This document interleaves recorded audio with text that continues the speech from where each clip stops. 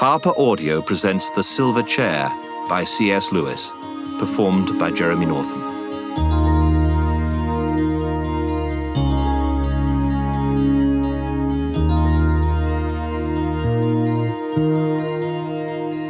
Chapter 1. Behind the Gym. It was a dull autumn day, and Jill Pole was crying behind the gym. She was crying because they had been bullying her. This is not going to be a school story, so I shall say as little as possible about Jill's school, which is not a pleasant subject. It was co-educational, a school for both boys and girls, what used to be called a mixed school. Some said it was not nearly so mixed as the minds of the people who ran it. These people had the idea that boys and girls should be allowed to do what they liked. And unfortunately, what 10 or 15 of the biggest boys and girls liked best was bullying the others. All sorts of things, horrid things, went on, which at an ordinary school would have been found out and stopped in half a term. But at this school they weren't. Or even if they were, the people who did them were not expelled or punished. The head said they were interesting psychological cases and sent for them and talked to them for hours. And if you knew the right sort of things to say to the head, the main result was that you became rather a favourite than otherwise. That was why Jill Pole was crying on that dull autumn day on the damp little path which runs between the back of the gym and the shrubbery. And she hadn't nearly finished her cry when a boy came round the corner of the gym whistling, with his hands in his pockets. He nearly ran into her. "Can't you look where you're going?" said Jill Pole. "All right," said the boy, "you needn't start." And then he noticed her face. "I say, Pole," he said, "what's up?" Jill only made faces, the sort you make when you're trying to say something, but find that if you speak you'll start crying again. "It's them, I suppose, as usual," said the boy grimly, digging his hands further into his pockets. Jill nodded. There was no need for her to say anything, even if she could have said it. They both knew. "Now look here," said the boy. "There's no good us all." He meant well, but he did talk rather like someone beginning a lecture. Jill suddenly flew into a temper, which is quite a likely thing to happen if you've been interrupted in a cry. "Oh, go away and mind your own business," she said. "Nobody asked you to come barging in, did they? And you're a nice person to start telling us what we all ought to do, aren't you? I suppose you mean we ought to spend all our time sucking up to them and currying favour and dancing attendance on them like you do." "Oh, law," said the boy, sitting down on the grassy bank at the edge of the shrubbery, and very quickly getting up again because the grass was soaking wet. His name, unfortunately, was Eustace Scrubb, but he wasn't a bad sort. "Pole," he said, "is that fair? Have I been doing anything of the sort this term? Didn't I stand up to Carter about the rabbit? And didn't I keep the secret about Spivins? Under torture, too. And didn't I don't know and I don't care," sobbed Jill. Scrubb saw that she wasn't quite herself yet, and very sensibly offered her a peppermint. He had one too. Presently, Jill began to see things in a clearer light. "I'm sorry, Scrubb," she said presently. "I wasn't fair. You have done all that, this term." "Well, then wash out last term if you can," said Eustace. "I was a different chap then. Gosh, what a little tick I was." "Well, honestly, you were," said Jill. "You think there's been a change, then?" said Eustace. "It's not only me," said Jill. "Everyone's been saying so. They've noticed. Eleanor Blackstone heard Adela Pennyfather talking about it in our changing room yesterday, and she said, 'Someone's got hold of that Scrubb kid. He's quite unmanageable this term. We shall have to attend to him next.'" Eustace gave a shudder. Everyone at Experiment House knew what it was like being attended to by them. Both children were quiet for a moment. The drops dripped off the laurel leaves. "Why were you so different last term?" said Jill presently. "A lot of queer things happened to me in the holes," said Eustace mysteriously. "What sort of things?" asked Jill. Eustace didn't say anything for quite a long time. Then he said, "Look here, Pole. You and I hate this place about as much as anybody can hate anything, don't we?" "I know I do," said Jill. "Then I really think I can trust you." "Damn good of you," said Jill. "Yes, but this is a really terrific secret. Paul, I say, are you good at believing things? I mean, things that everyone here would laugh at." "I've never had the chance," said Jill, "but I think I would be. Could you believe me if I said I've been right out of the world, outside this world, last holes?" "I wouldn't know what you meant." "Well, don't let's bother about worlds, then. Supposing I told you I'd been in a place where animals can talk, and where there are enchantments and dragons and, well, all the sorts of things you have in fairy tales." Scrub felt terribly awkward as he said this and got red in the face. "How did you get there?" said Jill. She also felt curiously shy. "The only way you can. By magic," said Eustace, almost in a whisper. "I was with 2 cousins of mine, and we were just whisked away. They'd been there before." Now that they were talking in whispers, Jill somehow felt it easier to believe. Then suddenly a horrible suspicion came over her, and she said, so fiercely that for the moment she looked like a tigress, "If I find you've been pulling my leg, I'll never speak to you again. Never, never, never." "I'm not," said Eustace. "I swear I'm not. I swear by everything." When I was at school, one would have said I swear by the Bible, but Bibles were not encouraged at Experiment House. "All right," said Jill. "I'll believe you. And tell nobody? What do you take me for?" They were very excited as they said this, but when they had said it, and Jill looked round and saw the dull autumn sky, and heard the drip off the leaves, and thought of all the hopelessness of Experiment House — it was a 13-week term and there were still 11 weeks to come — she said, "But after all, what's the good? We're not there. We're here, and we jolly well can't get there. Or can we?" "That's what I've been wondering," said Eustace. "When we came back from that place, someone said that the 2 Pevensey kids — that's my 2 cousins — could never go there again. It was their 3rd time, you see. I suppose they've had their share, but he never said I couldn't. Surely he would have said so, unless he meant that I was to get back, and I can't help wondering, could we? Do you mean do something to make it happen?" Eustace nodded.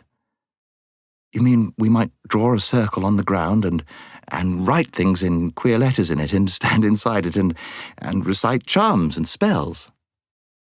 "Well," said Eustace after he had thought hard for a bit, "I believe that was the sort of thing I was thinking of, though I never did it. But now that it comes to the point, I've an idea that all those circles and things are rather rot. I don't think he'd like them. It would look as if we thought we could make him do things, but really we can only ask him." "Who is this person you keep on talking about?" "Oh, they call him Aslan in that place," said Eustace. "What a curious name." "Not half so curious as himself," said Eustace solemnly. "But let's get on. Can't do any harm just asking. Let's stand side by side like this, and we'll hold out our arms in front of us with the palms down, like they did in Ramandu's Island." "Whose island?" "I'll tell you about that another time. And he might like us to face the east. Let's see, where is the east?" "I don't know," said Jill. "It's an extraordinary thing about girls that they never know the points of the compass," said Eustace. "You don't know either," said Jill indignantly. "Yes, I do. If only you didn't keep on interrupting. I've got it now. That's the east, facing up into the laurels. Now, will you say the words after me?" "What words?" asked Jill. "The words I'm going to say, of course," answered Eustace. "Now," and he began, "Aslan, Aslan, Aslan, Aslan, Aslan, Aslan," repeated Jill. "Please let us 2 go into—" At that moment a voice from the other side of the gym was heard shouting out, "Pole, yes, I know where she is. She's blubbing behind the gym. Shall I fetch her out?" Jill and Eustace gave one glance at each other, dived under the laurels, and began scrambling up the steep, earthy slope of the shrubbery at a speed which did them great credit. Owing to the curious methods of teaching at Experiment House, One did not learn much French or maths or Latin or things of that sort, but one did learn a lot about getting away quickly and quietly when they were looking for one.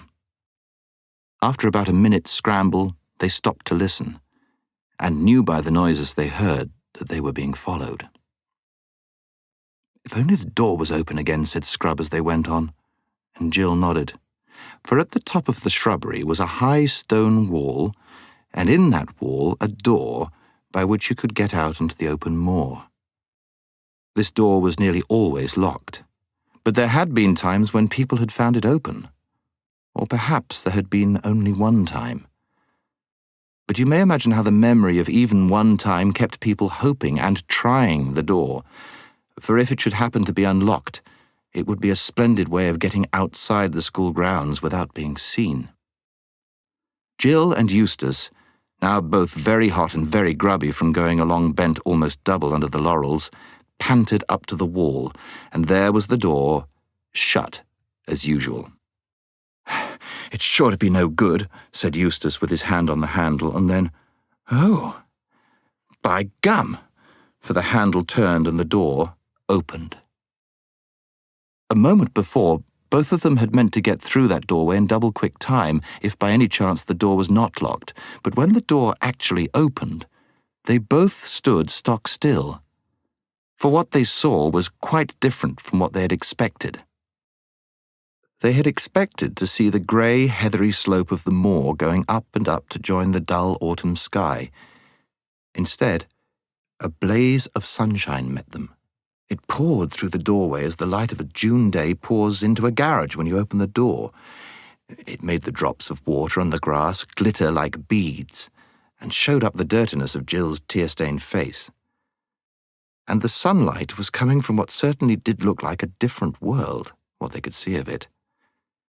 They saw smooth turf, smoother and brighter than Jill had ever seen before, and blue sky, and darting to and fro things so bright that they might have been jewels or huge butterflies. Although she had been longing for something like this, Jill felt frightened. She looked at Scrub's face and saw that he was frightened too. "Come on, Pearl," he said in a breathless voice. "Can we get back? Is it safe?" asked Jill. At that moment a voice shouted from behind, a mean, spiteful little voice. "Now then, Pearl," it squeaked. "Everyone knows you're there. Down you come." It was the voice of Edith Jackal, not one of them herself, but one of their hangers-on and tale-bearers. "Quick," said Scrub. "Here, hold hands. We mustn't get separated." And before she quite knew what was happening, he had grabbed her hand and pulled her through the door, out of the school grounds, out of England, out of our whole world, into that place. The sound of Edith Jackal's voice stopped as suddenly as the voice on the radio when it is switched off. Instantly, there was quite a different sound all about them. It came from those bright things overhead, which now turned out to be birds. They were making a riotous noise, but it was much more like music, rather advanced music, which you don't quite take in at the first hearing, than bird songs ever are in our world. Yet in spite of the singing, there was a sort of background of immense silence. That silence, combined with the freshness of the air, made Jill think that they must be on top of a very high mountain.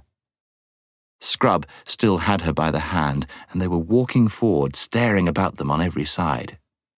Jill saw that huge trees, rather like cedars but bigger, grew in every direction.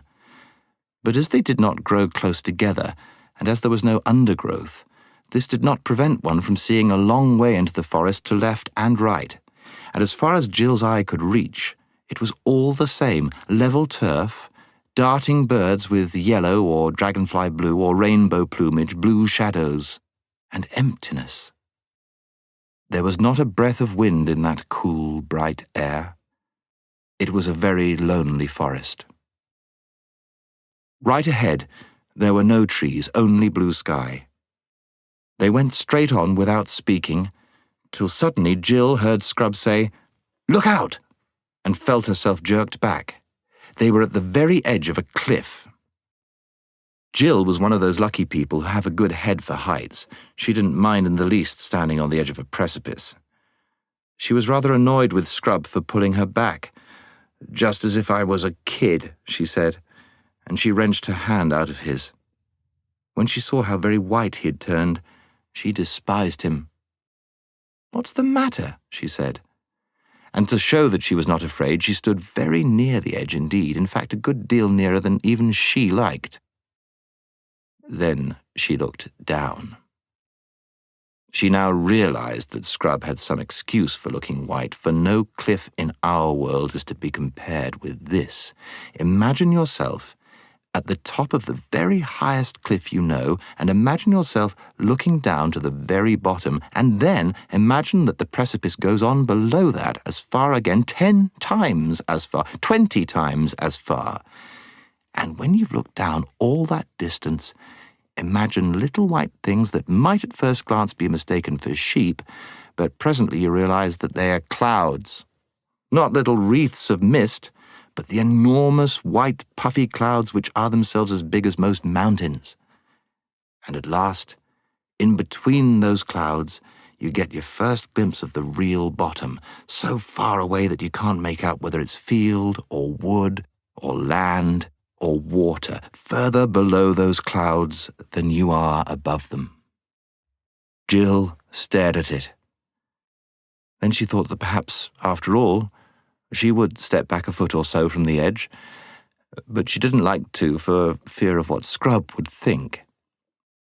Then she suddenly decided that she didn't care what he thought, and that she would jolly well get away from that horrible edge and never laugh at anyone for not liking heights again. But when she tried to move, she found she couldn't. Her legs seemed to have turned into putty. Everything was swimming before her eyes. "What are you doing, Paul? Come back, blithering little idiot!" shouted Scrub. But his voice seemed to be coming from a long way off. She felt him grabbing at her, but by now she had no control over her own arms and legs. There was a moment's struggling on the cliff edge. Jill was too frightened and dizzy to know quite what she was doing, but two things she remembered as long as she lived. They often came back to her in her dreams. One was that she had wrenched herself free of Scrub's clutches. The other was that at the same moment Eustace himself, with a terrified scream, had lost his balance and gone hurtling to the depths. Fortunately, she was given no time to think over what she had done. Some huge, brightly coloured animal had rushed to the edge of the cliff.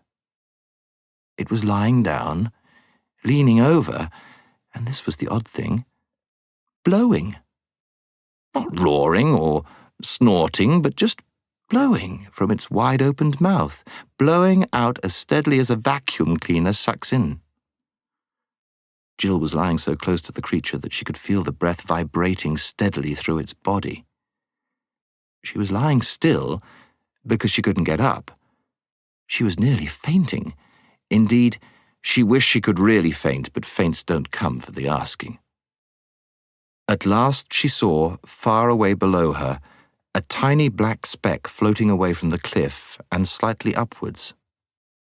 As it rose, it also got further away. By the time it was nearly on a level with the cliff top, it was so far off that she lost sight of it. It was obviously moving away from them at a great speed. Jill couldn't help thinking that the creature at her side was blowing it away. So she turned and looked at the creature. It was a lion.